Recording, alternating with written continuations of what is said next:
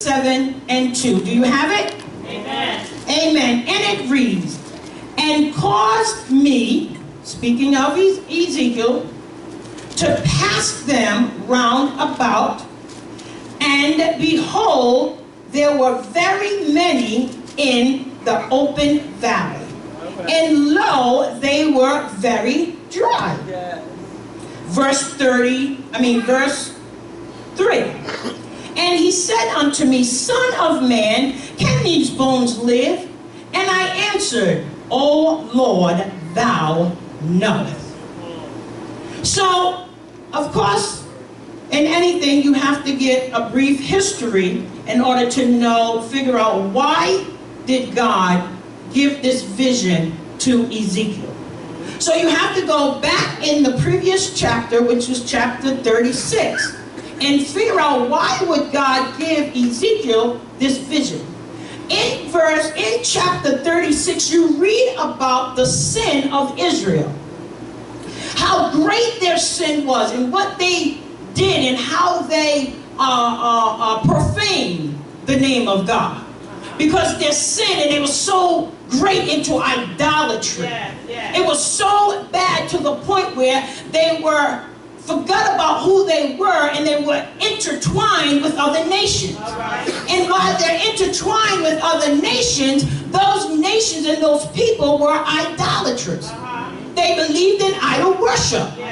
So because the children of Israel was intertwined in them, they just joined right along with them. And they forgot about God. So while they're doing everything and having their fun and operating in sin, they begin to say within themselves, there is no God. What God? So now what they're doing is they're profaning the name of the Lord. Amen? But how many know we serve a mighty God? Mighty God, yes. We serve a forgiving God. So in the midst of all of that these people the children of Israel are doing, yet God still yet has a plan. Amen? Amen. Say, I must cross over to purpose. So within that, what happened was, in a previous verses, God now begins to speak. You don't have to go to it. I'm going to read it. In verse 36 and 23, it says, and I shall sanctify, 36 and 22. Therefore say unto the house, this is Ezekiel prophesying to the house of Israel. Thus saith the Lord, I do not this for your sake, O house of Israel, but for mine holy name's sake, which ye have profaned among the heathens, whither ye went. Just like I just explained. Then God says, and I will sanctify my great name, which was profaned among the heathen, which ye have profaned in the midst of them. So there's still, God is letting them know, even though you're profaning my name.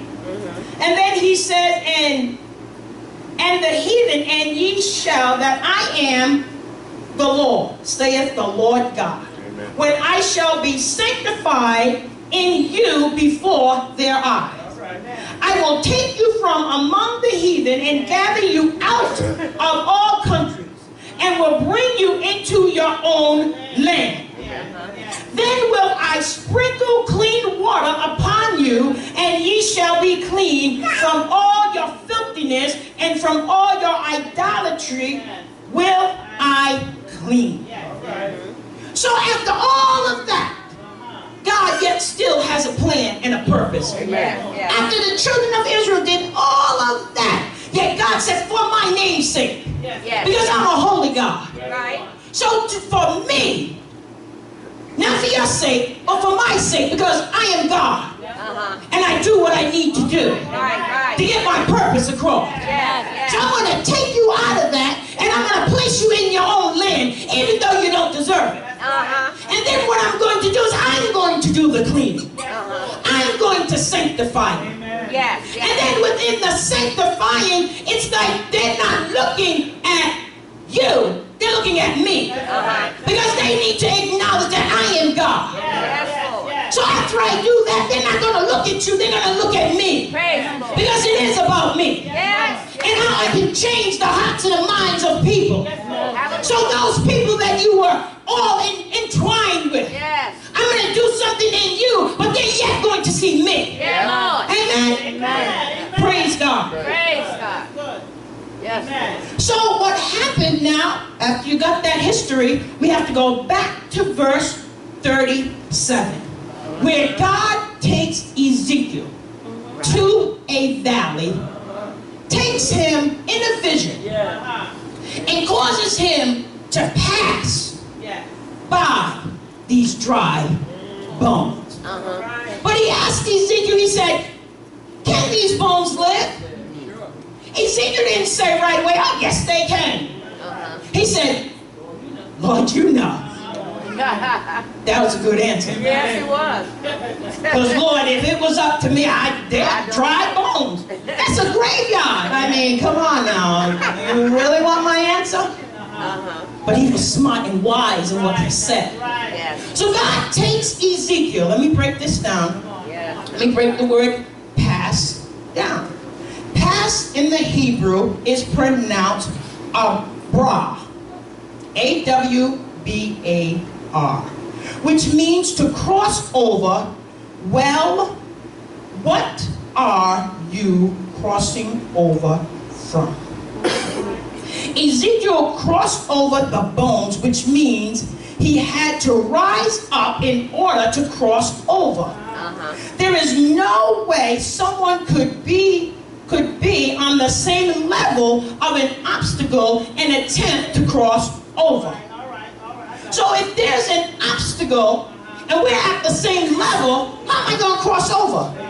I can't cross over. So what I have to do is I have to rise up above that obstacle so that I can see what is going on so I can cross over to the other side. So God took Ezekiel, he knew how important it was. I need you to see this whole valley. I need you to see the condition of these bones. And took him up in a higher place. And then Ezekiel is looking.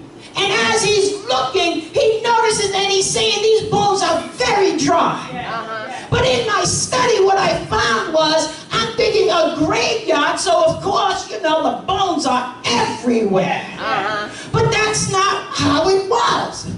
The way the bones were sitting upward above the ground. This is a valley where the bones are sitting upward. So what does that say? That lets me know that within that valley, God had already had predestined in his mind that I am going to use those bones at the proper time.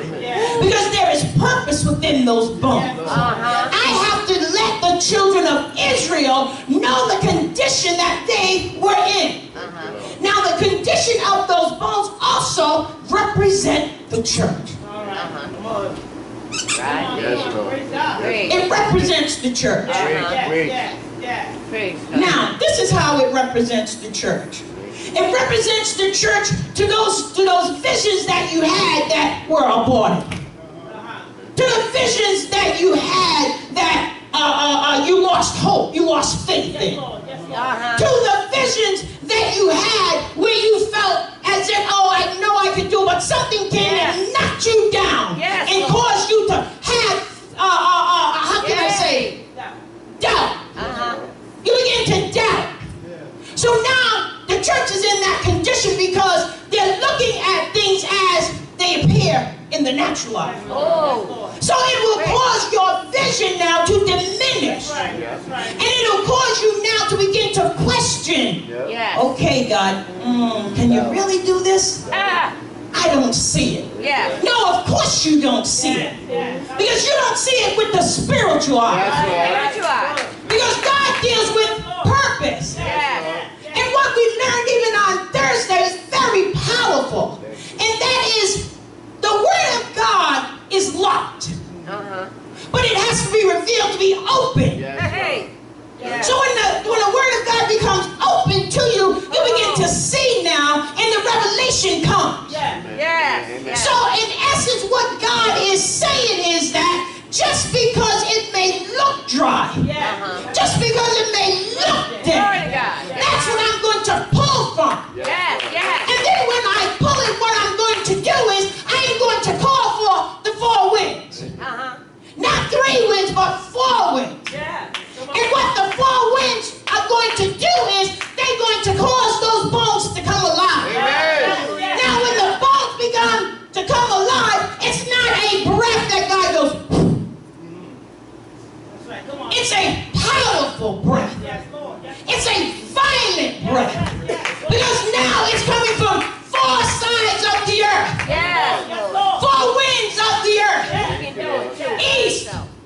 all together.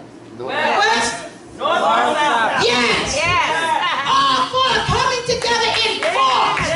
Yes. So when they're coming in force, what do you think we're going to do? We're going to move. Yes, we are. We're going to move.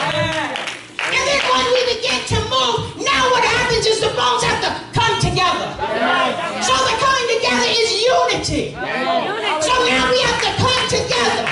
Because now this wind that is coming is pushing us. And it's pushing us. It's not pushing us little. It's pushing us. So we have to move. Because the wind is pushing us. So we got to go where the wind is going. So what God is saying is that. Let me share this with you. Last Saturday. Thank you, Jesus. Last Saturday I was here. Have your way, God. Jesus. Hallelujah. And the Lord, Thank you, Jesus. when you're here by yourself, the Lord will deal with you. When I was cleaning out that room, Thank you, Jesus. and I'm looking at the clothes, and I'm looking at the food, and that door opens up, and somebody comes in, Yes, Lord. and they say, "Oh, I'm sorry, is the food bank open?" And my eyes just open. I'm like, "No," I said, we're waiting for other donations. So I didn't think anything of it. I went back in there. Somebody else came in, and they asked the same question. Is the food bank open? I said, "Lord Jesus, what are you doing?" And so what God is saying that when it comes to purpose, when it comes to vision, we cannot allow one individual to try to stop the move of God. Because it's letting us know there is a great need. So even though it may look dry, Hallelujah. even though it may look like we ain't going nowhere, the purpose is there. Yes, Lord. So now what we have to do is cross over this obstacle. And God is going to bring us higher to another level where we can see above this obstacle. Because the wind is pushing us. And this is something that is needed. So we're not going to stop. This ministry is going to continue. The outreach ministry is going to continue.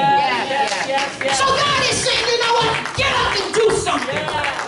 So that just gave me an unction. I said, okay, God, Joyce, I want you to put something together. And then I want you to present it to pastor and apostle. And that's what I did. I put it together, and I have to present it to them. Because this ministry is full of purpose. It's not a dry vision. It's not a dead vision. What we have birth is going to bring forth. It's not aborted. That's right. Glory to God. So we are a people of purpose. So in the purpose that we have to get up and we have to move. And we can't just drag our feet because the wind, like I said, is blowing. So we have to move with the wind. So since it's the four winds that has called us, we have a work to do. Is that all right? So that simply means that I'm going to be calling on you. I'm going to need your help. It's not for me. It's for God. Because now the people have to see what He is saying. It's no more mediocre. This ministry is great.